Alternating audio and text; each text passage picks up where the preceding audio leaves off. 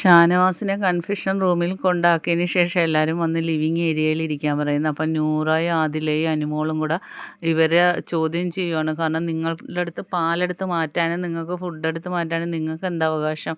അത് ഞങ്ങൾക്കും കൂടെ തന്നിരിക്കുന്നതാണ്. അതുമല്ല ഷാനവാസ്ക്ക വീണ് കിടന്നപ്പോൾ നിങ്ങൾ ഡ്രാമയാണെന്ന് പറഞ്ഞിട്ട് നിങ്ങളെന്തിനാ പിടിക്കാൻ വന്നത്? കണ്ണീ ചോരയില്ലാത്തവന്മാർ അങ്ങനെയാണെന്നൊക്കെ പറഞ്ഞ് ഒരുപാട് ചൂടാവുന്നുണ്ട് ആദിലയും അനുമോളും ഒക്കെ അക്ബറിനെതിരെ.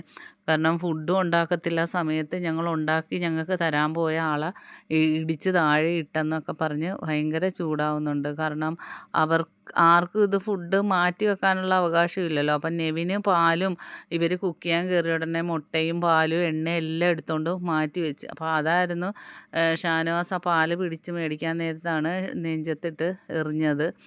അപ്പോൾ അത് നൂറയും ആദിലയും അനുമോളും കൂടെ ശരിക്കും അവർക്കിട്ട് കൊടുക്കുന്നുണ്ട്. എന്നിട്ട് അവർ ഷാനവാസ് ഖാനെ പിടിക്കാൻ വന്നിരിക്കുന്നു, നാണമില്ലേ എന്നൊക്കെ ചോദിക്കുന്നുണ്ട് അങ്ങോട്ടും ഇങ്ങോട്ടും.